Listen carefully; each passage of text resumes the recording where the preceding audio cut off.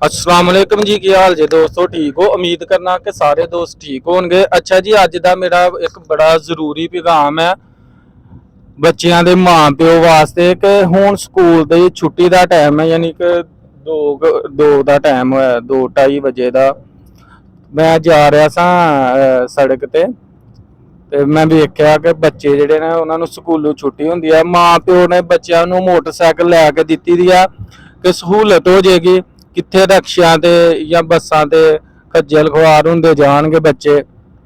ते बच्चे भला की करते हैं, यंग जिहड़े मुंडे ने, यानी कि 12-14 साल की उम्र जिन्हां दी है एज, मैं वेख्या कि कट्टा नहीं, जिस तरह कि गड्डी झूला नहीं चलता उस तरह कट्टा करा के ने एक बच्चा जा रहा है, एक ने अगला टायर तां चुक्या, दो मोटरसाइकिल चला रहा।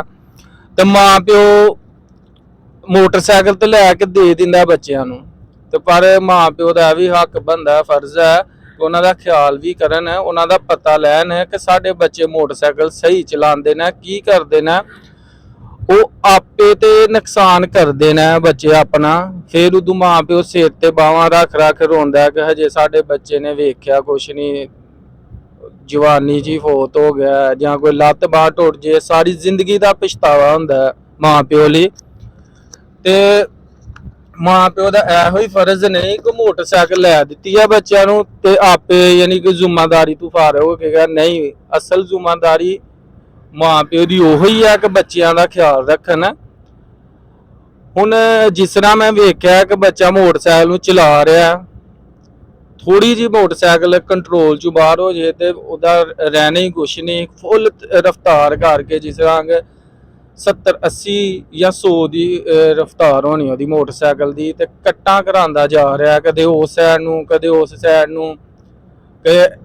जिस तरह सर्कस वाले नहीं कोई सैकल चलाते हैं तो कदे टायर चुक लेंदे ने, कदे कुछ। मां प्यो नूं नहीं इन्हां चीज़ों का पता, वो बच्चे खुद ते नुकसान करते हैं अपना, नाल जिहड़ा कोई अगे आंदा है या उहदे कोलों बचण लई कई लोग बेचारे डिग पैंदे ने, तो उन्हां दा नुकसान हुंदा है। ते मां प्यो लई एक बड़ा जरूरी पैगाम है कि अपने बच्चों का ख्याल करया करो। मोटरसाइकिल तुसीं लैके दिंदे हो उन्हां दी सहूलत वास्ते, उन्हां दे फायदे वास्ते, बजाए फायदे दे अपना भी नुकसान करन ते होर जिहड़े लोग रोड ते गुजरदे ने उन्हां दा भी नुकसान करन, ते अच्छी गल नहीं है। ते उन्हां बच्चों लिए भी पैगाम है कि यार अगर तुहाडे मां प्यो ने तुहानूं सहूलत दित्ती है तो उन्हां दा नजायज़ फायदा ना चुक्या करो अपने मां प्यो का। अगर वो तुहाडियां ख्वाहिशां पूरियां करते हैं ना, मोबाइल लैके दिंदे ने कि चलो असीं पता कर लांगे कि बच्चा साडा कित्थे है, तो पर यह नहीं कि तुसीं ओहदे तो गलत ऐपां यूज़ करो। ते अगर मोटरसाइकिल लैके दित्ती है मां प्यो ने, उन्होंने 2 टायर कंपनी ने ला देने दोनों टायरों के चलान लई। अगर एक टायर तो बेहतर हुंदा तो कंपनी सिर्फ उन्होंने एक टायर लांदी। ते तुहाडी मेहरबानी है कि अपना भी ख्याल करया करो, अपने मां प्यो का सोचा करो। पता नहीं तुहाडे मां प्यो ने किन्नियां दुआवां मंग मंग के अल्लाह कोलों तुहानूं लिया दा, ते मां प्यो सारी जिंदगी का सदमा जिहड़ा ना वो नहीं सह सकता, हर चीज़ मां प्यो बर्दाश्त कर सकता। जिहड़ी औलाद नूं तकलीफ है ना वो कोई भी मां प्यो जिहड़ा ना बर्दाश्त नहीं कर सकता।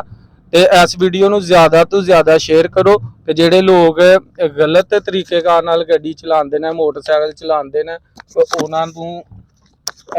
उन्हां तक पैगाम पुज सके।